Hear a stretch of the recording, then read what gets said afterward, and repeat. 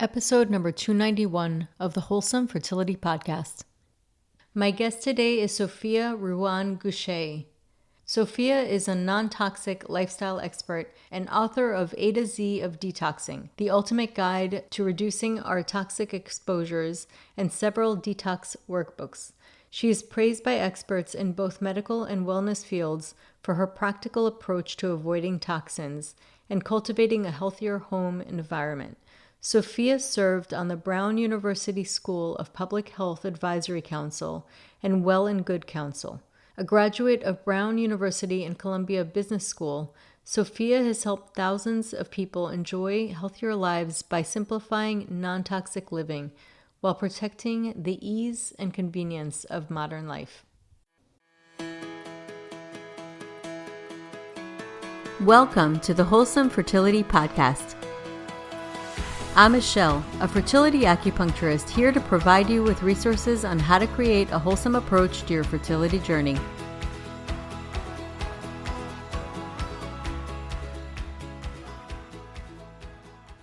Welcome to the Wholesome Fertility Podcast, a space where you can find empowerment on your fertility journey. I'm your host, Michelle Orovitz, and I wanted to pop in before we get started to mention that if you haven't already heard, I've released my new book, The Way of Fertility, that has been created for those who have tried everything to conceive and are simply unsure of what else they can do. This book shares tried and true wisdom from ancient teachings along with modern research that supports much of what has been taught for centuries. It has been made with love, and the stories shared will serve to awaken hope within you. If you'd like to give it a test drive, I offer the first chapter for free, and you can find a link with more information in the episode notes. I would also like to extend an invitation to you as part of our beautiful community to share your thoughts and experiences by leaving a review of the podcast. Your words have incredible power to inspire others who are also seeking comfort on their fertility journey. And for anyone who has already left a review, thank you from the bottom of my heart. Welcome to the podcast, Sophia. Thank you for having me. It's a pleasure to have you to talk about something that I feel is so important. It's definitely like an uphill battle, I think, that a lot of people are facing, but can be done in an easier way and approached in an easier way. And I'm really happy to have you on to talk about this important topic. But before we get started, I would love for you to introduce yourself and give us a background and what got you into the work that you're doing. I'd be happy to. I never could have imagined that I would be focused on simplifying non-toxic living. I grew up in upstate New York, always interested in eating healthy. I grew up in a tennis-loving family. I exercised a lot since I was really young. And yet I always felt poor energy, felt really bad. And since people always said to me, "You're the healthiest person I know," and I felt really bad, I just thought something was wrong with me. I ended up, after graduating from college, working on Wall Street for about 10 years in distressed investing. So I would focus on high risk, high return investments with imperfect information. And my job was to figure out what are the value creation strategies we can execute to create the most value. And when I became a mom at age 34, I started accidentally learning about toxic chemicals, heavy metals, and radiation from what I was buying for my infant. And since I never heard about this before, my highly respected physicians never put it on my radar. My reaction ended up being very similar to what I did professionally with distressed investing. I had to figure out, are there credible sources to back up what I'm reading? What are the good facts? Why do the physicians not know about this? And what's a reasonable level of concern? Always, I ended up finding enough information that made me want to make a healthier choice. And I ended up developing a platform and a lifestyle to simplify how to make safer choices with shopping and simple things you do at home.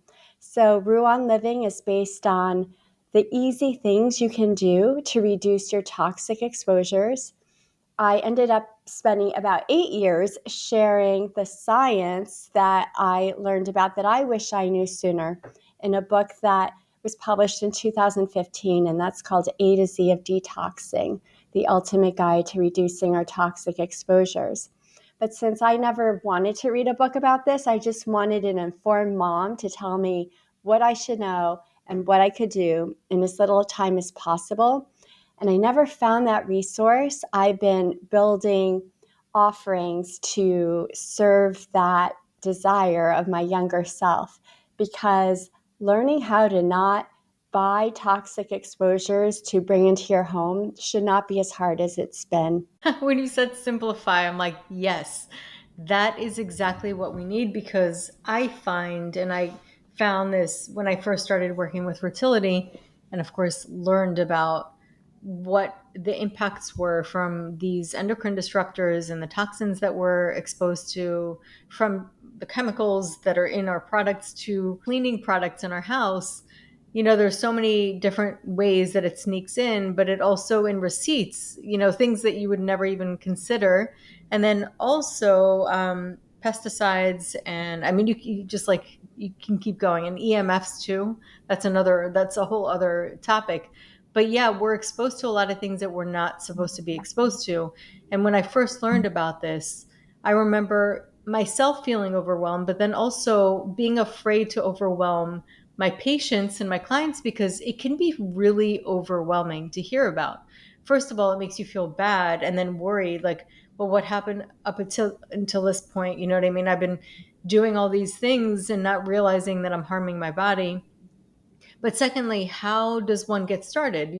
I think that was one of the things that I always struggled with in explaining things to my patients. It's hard. Not everyone wants to know. Hmm. And so I don't push it on people, but for those who are curious, I want them to know what I have to offer so that they can learn to modify things in their lifestyle and their purchases that they don't mind making. And the main thing is, I forgot to finish a point I started with. Even though I felt really poor energy most of my life, it wasn't until after I started detoxing my home and detoxing my diet and other things to reduce my toxic exposures that I started to feel better than ever. And this is now during a stage in my life where I don't eat as well as I used to. I don't exercise as much as I used to. I have 3 kids, so I've been busy with that and working a ton. I don't sleep as well, and yet I feel better than ever. And I really do believe it's the reduced body burden that I undoubtedly now have.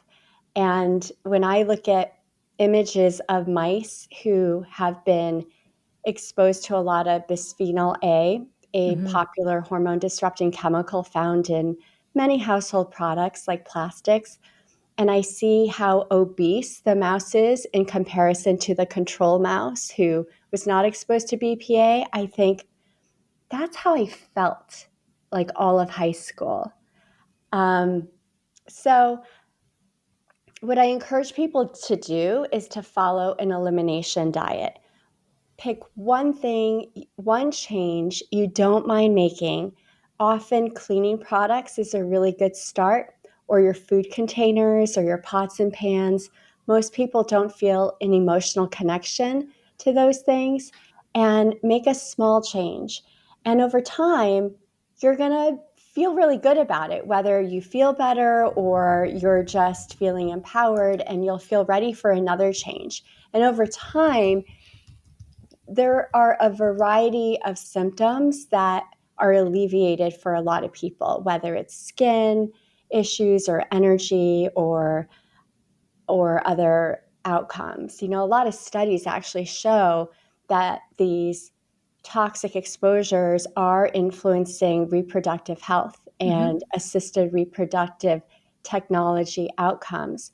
So if you're struggling to get pregnant and you want to do everything you can for the healthiest pregnancy outcome possible, then detoxing your home and the other aspects of your life that you can do at a pace that's comfortable for you will be an invaluable investment for yourself and your offspring and also their offspring. Absolutely. Actually, let's talk about pots and pans because I feel like that's always a confusing subject. What are good ones that you recommend? I stick to the materials that have been around since before the Industrial Revolution. So, cast iron, stainless steel, and glass Hmm. are the staples in my home. After about 12, 13 years of just those pots and pans which are black and metal, I went through a period of really missing color, and so I bought a ceramic glazed cast iron skillet, thinking at the time, based on my research, that that was probably safe. And then after spending probably about $200, a very expensive pan, but it was a very pretty pink, I read that it could have lead in it. And so my practical approach is I'm not going to throw it out. I like seeing the color around. I use it sparingly. And acidic foods like tomatoes can wear at the coating of cast iron and stainless steel. So you want to try and not like make tomato sauce in those materials. And so I eventually bought glass cookware. And so the Hmm. glass is for the tomatoes and other acidic foods, but I also use the ceramic glazed cast iron sometimes. Got it.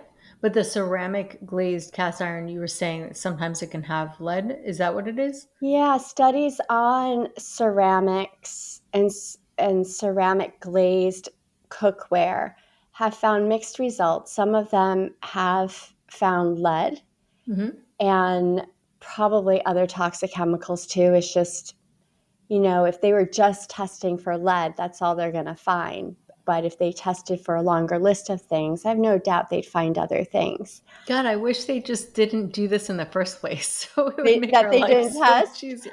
No, that they didn't put these chemicals in there or these like things that are Well, harmful they for the serve human a body. purpose. I mean, sometimes these toxic exposures or substances are there accidentally, not Hmm. intentionally, but sometimes lead is often used in many household products to create a desired color, Hmm. to create weight in costume jewelry and children's jewelry.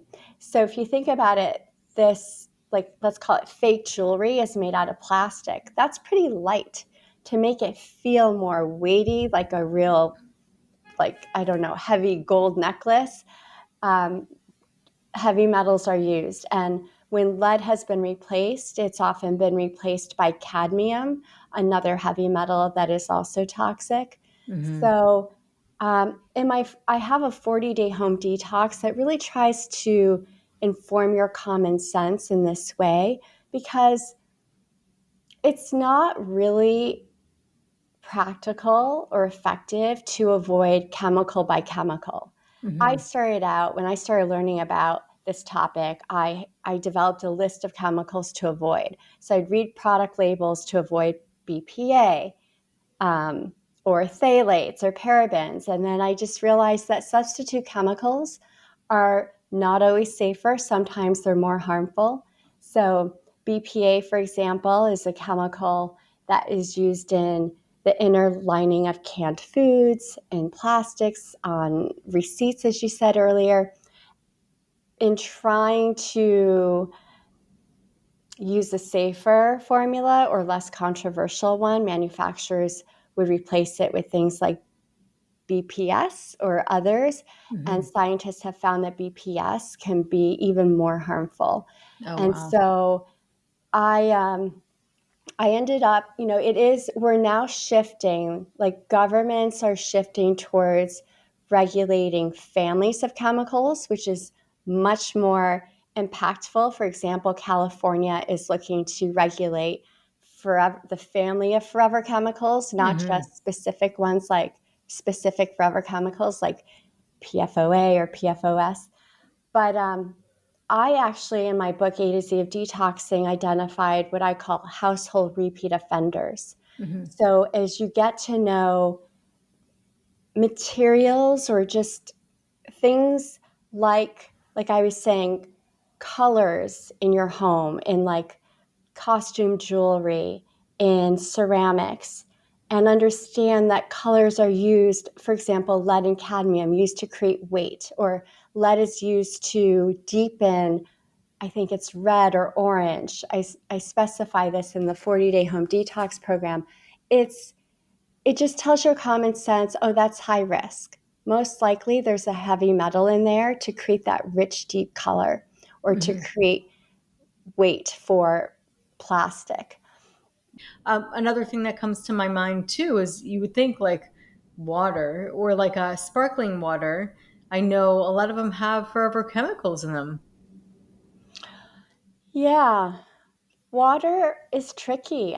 Bottled water will have lots of microplastics or Hmm. nanoplastics if it's in a plastic bottle, but even tap water can get contaminated through the pipes and the kitchen fixtures. So I think it's really worth investing in a water filter that is comfortable for your budget. Hmm. Any level of filtration is better than none, Hmm. but just going back to pots and pans, just so listeners know there's a resource, I have a blog on my website that's the most popular blog on my website, and it's on pots and pans. And Hmm. so I list the specific ones that I use for my home because I research every product I can. Hmm. I find it not only important, but intellectually really interesting. And even some stainless steel pots and pans, they're not all the same. And Hmm. glass is not all the same. So Right. I try and make it really easy for people to click and buy if that's what they want to do, or I share my thought process so people can do their own research. That's awesome. So you do have a lot of resources on specific brands or what you've looked into that is clean. Like another thing is spatulas. They say that the silicone spatulas are better because they could withstand high heat, but then sometimes they overlay rubber, which isn't good. So I don't know. What are your thoughts on that? I like to use the example of chocolate chip cookies. There's so many formulas, there's so many recipes for chocolate chip cookies. I grew up with chocolate chip cookies being made I of am now white. craving chocolate chip cookies. Well, if you think about it, I grew up with chocolate chip cookies being really unhealthy. They were made of white sugar, white flour, bad oils. And nowadays, there's some really great paleo recipes made of almond flour. I'm making it up. I don't know if it's almond flour, but like super healthy flour, healthier sugars, healthier chocolate. It can almost be healthier than most American breakfast options. And that idea is true for plastics, for silicone, for glass, for stainless steel. It depends on the recipe. Hmm. And so silicone, I'm skeptical of. I'm sure, like, ideally, medical grade silicone is what you want to use. So, for things like pacifiers or baby bottle nipples, I did my best to find medical grade silicone. For cooking, I avoided silicone and plastics for a while. I would just use wooden spatulas and metal just when I need it. But you want to be careful not to use metal on cast iron and stainless steel because the scratching of the surface even if you have nonstick pots and pans, the scratches just facilitate the leaching of chemicals and metals into your food. So wood is better. But sometimes, like if you're making pancakes or you want to scoop up an egg from your pan, then silicone. I finally bought one silicone spatula. So yeah, so in certain circumstances, but ultimately wood would be the best. Wood is ideal. And if I remember correctly, I read this trick to tell if silicone was high risk. And if you bend it, like some bakeware is made of silicone, Hmm. even a spatula, you can maybe like bend the tip. If you can see, let's say your spatula is a blue silicone. If you see a little white, Right. if you bend it, then that's a signal that it might not be the healthiest Right, because silicone. it has rubber inside. Yeah. Yeah, I remember reading that as well. I was like, oh, that's interesting. So some are just better quality, that they're like more Yes. thorough, or there's a certain grading, right? Yeah, there are different levels of purity. Awesome. And then are there filters you recommend? I know I'm getting into the details, but I know Yeah, that no, I'm happy I to. have those questions and I think a lot of people do. It's like all those details are things that people, because water is so important. And of course they had Berkey, which was huge. Now they shut down. So like what's next? Oh, what are Berkeley what are shut down? Yeah, I heard. This is what I heard. I mean, I have one, and I have one at my office. But I did actually hear, and I don't know that they had like a lawsuit and they lost, and so they shut it down. So now that there are other companies that distribute them, but you don't know which one's official. So it's kind of I'm not sure. I have spent so much time on water filtration and air filtration. I This is what I do. Have I'm so paranoid about what's in the water that I have invested to the best of my ability. And so under our kitchen sink, we have a 9-stage water filtration system. Hmm. So there's reverse osmosis, which removes everything. But one water expert explained to me, I'd never heard it before and I couldn't verify it online, but it kind of made sense. One water expert said to me that if you're drinking water that's stripped of everything and therefore unbalanced, as it goes through your body, it's looking to balance itself so it can Hmm. leach your bones of Hmm. minerals and Yeah, take in I heard other about ways. that. So that made me really nervous. So I also have other materials in the water filtration system to rebalance the water. There's also activated carbon.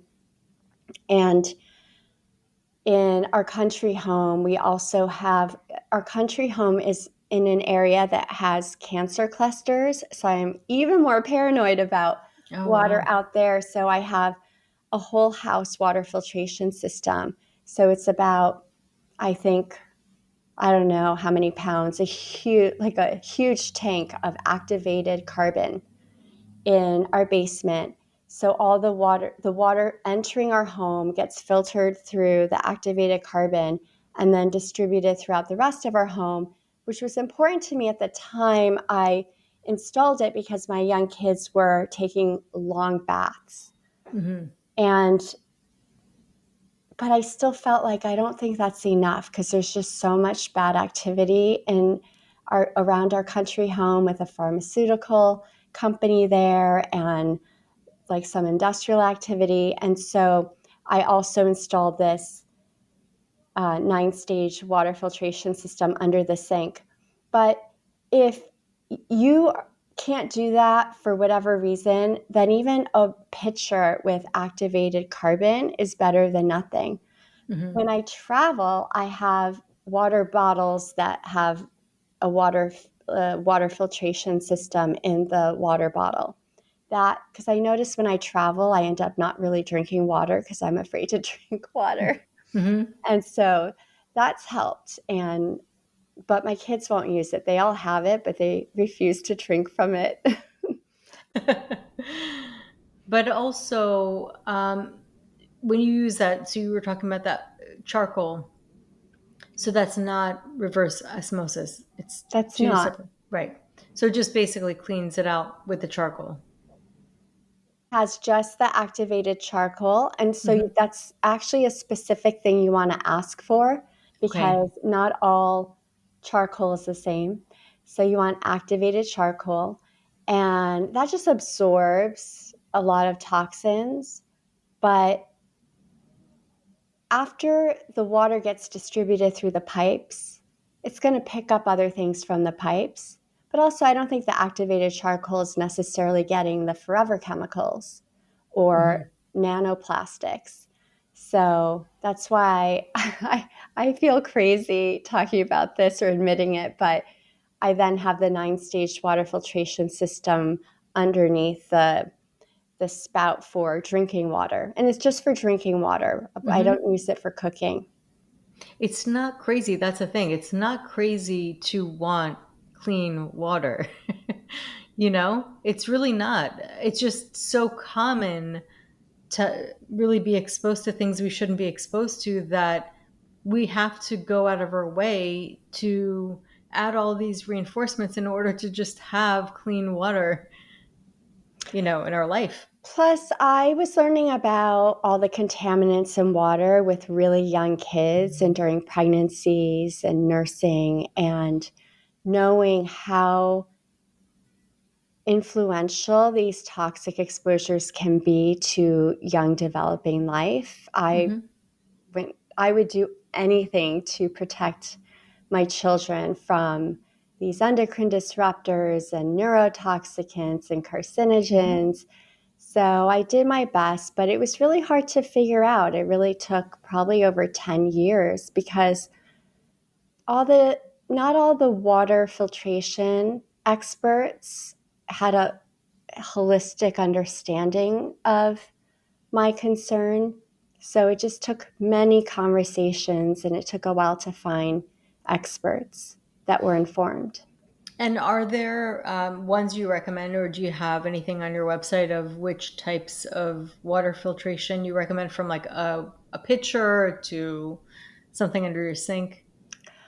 I don't remember if I do in the blog. I have a Detox Academy. It's a membership where that's where I am much more personal about the products in my home. I share a lot Hmm. on the blog too, but I often I often want to be able to provide more context for things because nothing's perfect. Yeah. And so I just want to be able, so in my Detox Academy, there's more context for the pros and cons of a product, why I chose it. So, for Hmm. example, sunscreen. I reevaluate every year. It's highly complex.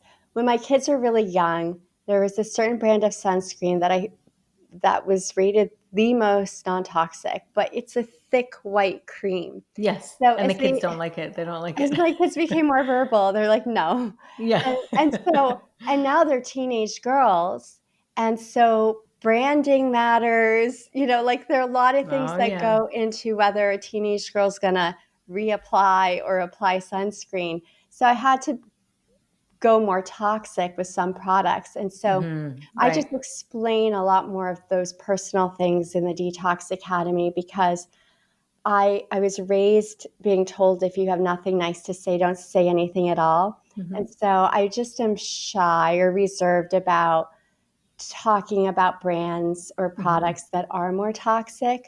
Hmm. But in the Detox Academy, I'll say, this brand has a higher toxicity rating, but I use it because if I don't, then my children won't reapply sunscreen.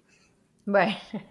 No, it makes sense. I mean, I think it is something that can be addressed in a balanced way, because otherwise, it'll really create a lot of stress, which I feel like is also toxic. So you got to do it in a way that's balanced and sensible, in a way that works. Yeah, it's really important to not aim to be perfect about it, and non-toxic does not exist. That's why I Right. often say, we're like, my podcast is called Practical Non-Toxic Living because you also have to enjoy life. And Yeah, it's true. that means taking risks, and branding brings a lot of joy to teenage girls. For sure. Well, I'm glad that you're saying that, because I think that's definitely an important aspect to address, because I do think that that's what happens. It's like with anything, you start to learn about it, you almost become almost like a toxic phobe. It's just like we become germaphobes when we have that microscope that we could see what it looks like, so it starts to get in our minds and we're like, oh my God, I don't want that. And there's this like high level of resistance, and the truth is, we really can't resist all of it. We cannot go completely clean. So it is important to realize that always it's never going to be perfect. And that's okay. I mean, part of it is obviously trying to alleviate the body's load, but it also, another part of it is actually making the body adaptable. So the body adapts because the body knows how to detoxify as well. I mean, I know there's activated charcoal that people can take as well to help take out the toxins or bind to toxins in the body. So it's a real holistic balance for sure. I really think of it as yoga off the mat. And I support conscious choices. Hmm. And whatever you choose, you shouldn't judge yourself. I had a client who was trying to help her mom detox her home, just detox cleaning products. And the mom was so resistant. And finally, after a few years, the mom finally admitted, I just love my certain perfume and my red lipstick, and I'm so afraid you're going to tell me it's so toxic I can't use it. Yeah. And I said, tell your mom that she can hold on to what she loves, and there will be plenty of other changes that she won't mind making. And that's really my philosophy. Hold on to what you love or what brings you great convenience. Let's Yeah. work together on finding the changes you won't mind making. That's actually really important. I mean, I will say like that, my daughter likes this one perfume, and it's not a non-toxic perfume, but I feel like if I get so strict, it's going to cause the opposite effect. And I said, okay, it's not a big deal. Just put it on your clothes, not on your skin. Sometimes you just and do it once in a while, and it's not like every day. So it's like I think that that's a great way to look at it. It's just like it doesn't have to be all or nothing, and a little bit's not going to like be the end all be all. It was really meaningful to me when I spoke to the former dean of the School of Public Health at Brown University, Bess Marcus, who did a lot of research on behavioral change with cigarette smokers. In a lot of her research in the 60s and 70s, she ended up using in her visits to physicians to educate physicians on what scientists were understanding about the health risks from cigarette smoking. And after a while, when she would revisit the physicians, they often were really demoralized, and they would say, I tell my patients that if they don't stop smoking cigarettes, their chances of lung cancer are going to be much higher, but they won't quit. So what's the point? There's no point. And she said, the research shows that a smoker needs to hear this message at least 7 times before the smoker will consider changing. So you Mm, have to be among the voice of 7, which helped me so much, because if you're trying to educate your children, for example, to know that your goal shouldn't be to get them to stop something right away and listen to you, but just to be among the voices of the messages that will give them the right information or the right goals, then at some point, maybe they'll listen to it. But you really can't control other people. You shouldn't it's try. It'll true. just ruin your relationship. Yeah, 100%. And so all we can do is just try and be a voice out It's there true. without the expectation of controlling behavior. Oh, 100%. I think that you teach, and if people want to take it, they take it. If they can't, if they don't want to, we're all given free will. I think I'm a very big proponent of that, because it's important to respect that in others. and ultimately it's their decision. But educate, I'm really big on. I think that it's so important to educate people and let them know, because then you can make an informed decision, however that decision wants to end up. But you can make an informed decision because you have information to make that decision. And then if you choose to ignore certain things, that's your choice, but you at least you know Yeah. before making that decision. Yeah. I just think people have a right to know. If you're a health conscious person, then often this is an overlooked pillar of health that can be really empowering. Oh, without a doubt. And then let's talk about actually EMFs, because you had mentioned that. I've seen that on your list. So EMFs are definitely something that a lot of, it's invisible. So I think that sometimes out of sight, out of mind, we can't smell it. We can't really hear it. It's like invisible, but we know it's there and we read about it, but sometimes forget about it. And it's something that we use, especially like if you're going to a library, even a hotel with all the Wi-Fi. It's there in so many places. So talk about the role of EMF and how that can impact reproductive health. I'll start by trying to explain EMFs in a way that can maybe help listeners visualize it, because I think that has helped me. So I now think of EMFs as just radiation. It's just it's just energy. I think of it as energy. And our cell phones, for example, will maybe use energy from a 3G wavelength, or maybe 4G also, and 5G, and Bluetooth, then cellular. 3G, 4G, 5G, Bluetooth, Wi Fi, cellular, their energy wavelengths will differ, but also like um, there are other things about the wavelengths that will be different. So Bluetooth, for example, will be something like,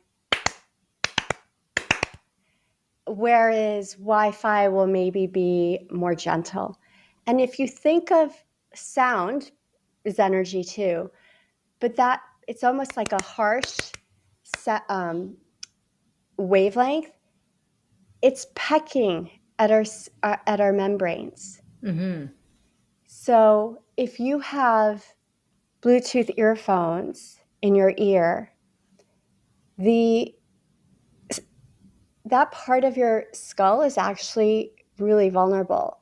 So even if you're not using the Because it's earphone, open. It's it's open. open. So the earbuds are still trying to, they still emit energy towards each other through your skull. Um, a wonderful scientist named Deborah Davis, who she's highly accomplished. She was integral in banning smoking on cigarette planes decades ago. She has been, God bless her. God bless her, she's been pioneering science on how these electromagnetic fields from our technology are affecting our health and development and reproductive health outcomes. Side note, she won a Nobel Prize with Vice President Al Gore on their work for climate change. So she's an amazing scientist. She's published a few wonderful books, but she just re-released a book called Disconnect, which explains the science on how radiation from things like our cell phones and laptops are threatening our health and well-being. So if listeners want to get a great overview on that, I highly recommend Disconnect. And I also have one podcast episode with Deborah Davis on the Practical Non-Toxic Living podcast if they want to listen. And her executive director is on another one. But she and another great scientist, David Carpenter, were part of a team that filed a lawsuit against the FCC for not considering the scientific studies, the peer-reviewed scientific studies that have come out since the wireless standards were set in 1996. And the judge ruled in their favor. But the judge said to the FCC, you have these list of things you have to now respond to, but there's no deadline for the FCC to respond by. So progress isn't really going to go anywhere, but at least the judge acknowledged that standards need to be updated and the FCC needs to consider what scientists have learned since 1996.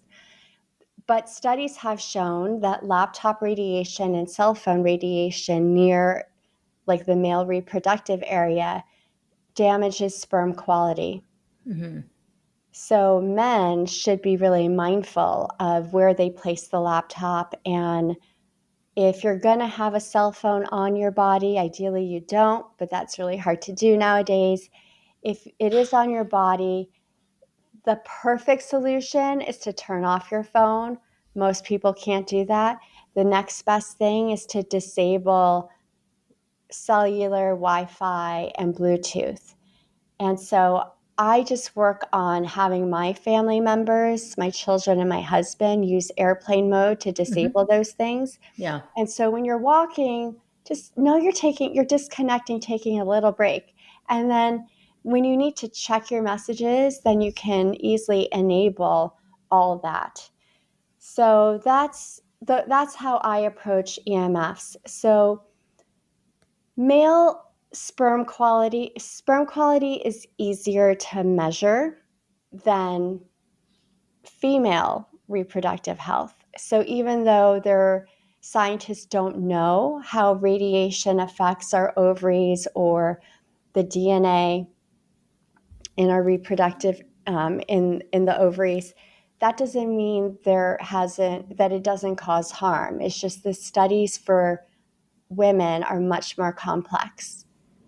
Right, right. I mean, if it impacts men, you would imagine. I mean, and then a lot of people put their laptop on their bodies, or they put like other devices on their bodies.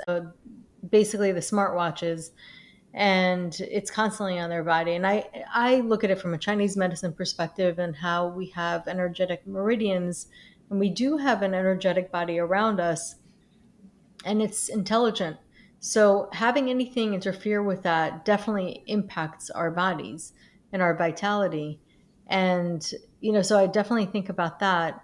And let me ask you, what are your thoughts? Because some people say the 5G is like the most strong radiation. So I always have my kids opt in for LTE, and I do it myself on my phone because I'm like, okay, maybe it's a little less radiation, maybe it's not as good quality, but like the radiation is a little lower. I mean, I don't even know anymore.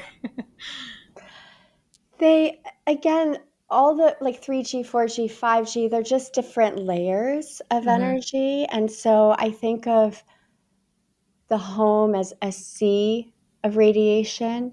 So the more you can take out or silence, Hmm. the better for you, the less burden on your body.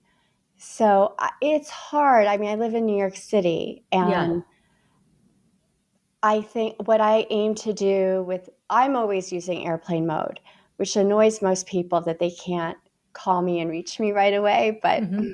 so be it. But I have to work within, like, what can I ask of my family that won't have them completely reject everything I ask? And Yes. so for me right now, I'm just trying to get them to use airplane mode when they don't need to be wirelessly connected. If you're able to have your family or loved ones do even more than that, then that's better. It's just less of a stressor on your body.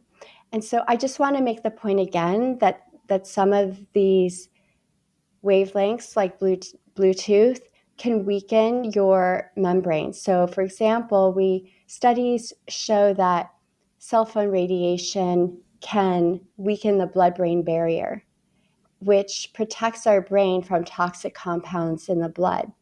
So just keep in mind that idea that if you never give your body a break from a growing intensity of radiation in our environment at home, school, work, even public areas, then your organs, like your brain, are more likely to be more vulnerable to toxic compounds in your blood and elsewhere. So that's why it's just important to be mindful and to be able to create recovery periods for your body. And so the bedroom is a great area to focus on. Hmm. It's hard to control many things in life, and sometimes even in our homes if we live with other people. But the bedroom is a really good focus because hopefully you're sleeping 7 to 8 hours. You won't miss being wirelessly disconnected. So Hmm. just make that energy in your sleep area be as silent as possible so your body can get higher quality sleep and be more resilient to what we can't control. Yeah, one of the things that I love is earthing, or getting a grounding mat, because it does absorb excess frequencies in our body, just brings it down. And it's been shown to help with inflammation. But I feel like it is one way we can kind of organize our energy again. And then I've also read about shungite, and I think that there was a study done on shungite because of its high carbon content that does tend to neutralize radiation. Yes, I am actually wearing shungite now. Oh, look at you. And I I have this. Look. after talking to scientists about different like EMF protection products and other experiences, I'm now at a place where I I like to assume they don't work just because I don't want to have a false sense of security. Right. Because some products, some EMF protection products, especially ones that you plug into an electrical outlet, sometimes they cause more harm than good, or they just create. So, you can, for example, I have a router which I can't move outside a daughter's bedroom. So, her bedroom gets a lot of radiation, and an EMF expert recommended paint that to paint her walls, special paint that would block out the radiation. It took me years later and another EMF expert to realize that the cell phone towers beaming into her bedroom from outside her apartment that are on rooftops across the street bounce off the walls of her painted walls and create a chaotic energy that's even more stressful Mm. for my daughter's body. I don't really know what's true, what the big picture is, Yeah. but it just made me nervous about. That's one example among others that made me feel like I don't really know how to use these things Yeah. safely. And so I think shungite probably does work, but how much shungite do we need? Like Right. plants do detox the air, but for plants to be an effective air purifier, you probably have to live in a greenhouse. You need a lot of Right. plants. Right. Right. This is true. I mean, yeah, we could definitely like we can keep going and dive deep and go down the rabbit hole with so many of these things. So I could see that for sure. But it is But important to natural know. natural ways of earthing, like I'm a big proponent of, which is just skin contact with earth. Yeah. Ideally, like on grass and soil. The sea is great. Immersing yourself in seawater in the ocean. Those are really excellent healing ways to No ground. doubt. Nature is incredible and it really knows how to balance us. I mean, because we are part of nature, it's designed that way. So it is pretty amazing. So I mean, this is just such a great conversation. I could literally pick your brain for hours, and I love some of the things that we talked about. Really good information. And for people who are interested and want to learn more, how can they find you? Where should they go? My website is great. The newsletter is the best way to follow the podcast, the Detox Academy, 40-day home detox, and new blog articles, and so much more. So I also have detox workshops online. So Ruan Living Ruan is in Nancy, living.com has also, and I can share this link with you. I have a free non-toxic cleaning guide, which is super helpful in explaining the safest way to clean your home. Awesome. Yeah, that would be great. Sophia, thank you so much for coming on today. This is such an informative episode. I really appreciate everything that you shared today. So thank you so much. My pleasure. So that concludes today's episode. You can find all of the links mentioned on the episode notes. If you're enjoying these episodes, please take a moment to share and leave a review. Reviews mean everything to podcasters, and I really enjoy hearing from my listeners. You can also find me on my website at www.thewholesomelotus.com or email me at info@thewholesomelotus.com. I love hearing from my listeners. If you're interested and want updates as well as a free ebook on my top 10 fertility boosting habits, you can visit my fertility page on www.thewholesomelotus.com. I thank you so much for listening in and hope that you have a beautiful day.